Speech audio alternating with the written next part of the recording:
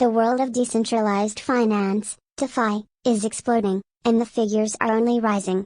According to DeFi Pulse, there are currently $95.28 billion in crypto assets locked in DeFi, up from $32 billion the previous year.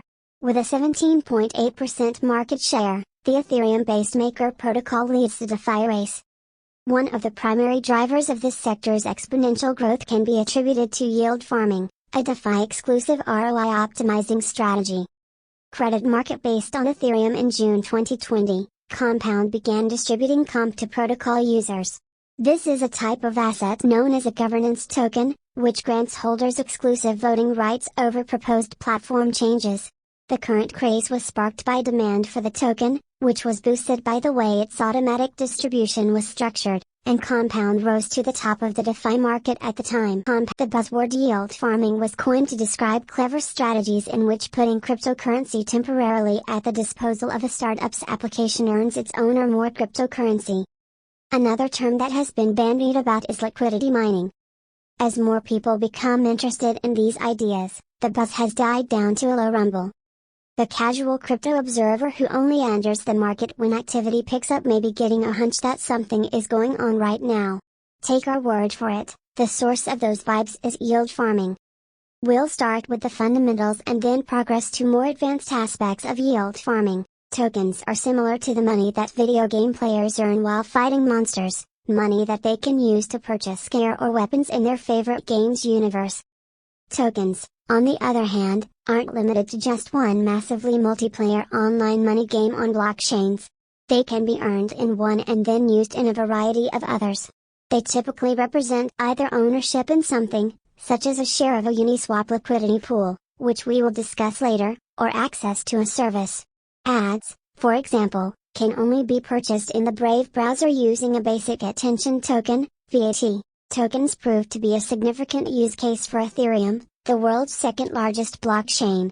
The term ERC20 tokens refers to a software standard that allows token creators to establish rules for them. Tokens can be used in a variety of ways. They are frequently utilized as a type of money within a set of applications. So the idea behind Kin was to create a token that web users could spend with each other in such little sums that it nearly seemed like they weren't spending anything, in other words, money for the internet. Governance tokens are unique. They are not, as many tokens have been described in the past, like a token from a video game arcade. They function more like certificates in an ever-changing legislature in that they allow holders the power to vote on protocol modifications. So, on the platform that demonstrated DeFi could fly, MakerDAO, MKR holders vote practically every week on modest modifications to parameters that influence how much it costs to borrow and how much savers earn, and so on. All crypto tokens, however, have one thing in common: they are tradable and have a price. So, if tokens are worth money, you can bank with them or perform activities that appear to be banking. Thus, decentralized finance, that's a good question. We used to term this open finance for those who tuned out for a while in 2018. However, that construction appears to have disappeared, and DeFi is the new terminology.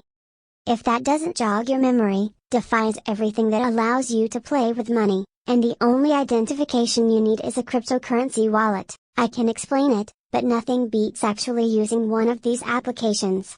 Go do something on one of these products if you have an Ethereum wallet with even $20 worth of cryptocurrency in it.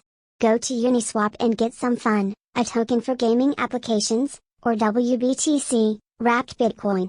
Go to MakerDAO and generate $5 worth of DAI, a stablecoin that is typically worth $1, from the digital ether. Pay a visit to Compound and borrow $10 in USDC. Note the very little doses I'm recommending. The old crypto adage "don't invest more than you can afford to lose" applies doubly to DeFi. This is really complicated, and a lot can go wrong.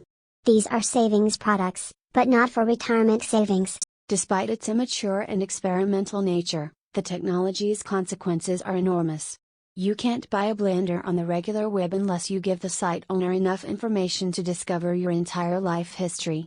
DeFi allows you to borrow money without even providing your name.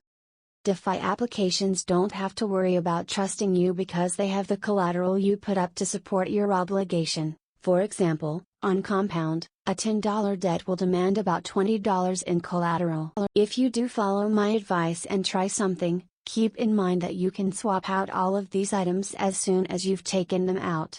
Open the loan and close it in 10 minutes. It's all right. A word of caution, there may be some fees involved. So, what is the point of borrowing if you already have the money? The majority of individuals do it for a living. To short a token is the most obvious example, the act of profiting if its price falls. It's also useful for someone who wishes to hold onto a token while still participating in the market.